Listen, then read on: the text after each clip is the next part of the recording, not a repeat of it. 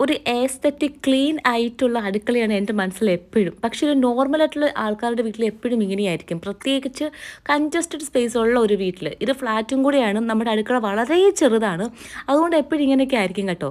ഒരു വീട്ടിൽ ഏറ്റവും അത്യാവശ്യമായുള്ള ഒരു കാര്യമാണ് ഞാൻ ഇനി നിങ്ങളെ കാണിക്കാൻ പോകുന്നത്. നമ്മളെപ്പോഴും ചിക്കനും മീനൊക്കെ ഫ്രീസറിൽ ഒന്നെങ്കിൽ ഇങ്ങനത്തെ നോർമൽ പാത്രത്തിൽ അല്ലെങ്കിൽ അല്ലാണ്ടൊക്കെ ആയിരിക്കുമല്ലോ വെക്കുന്നത്.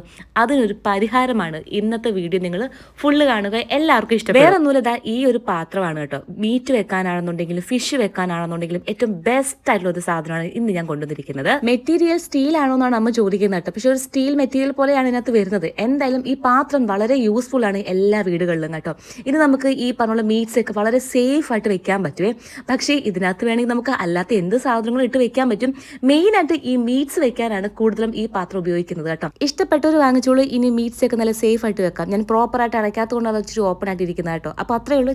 ബൈ.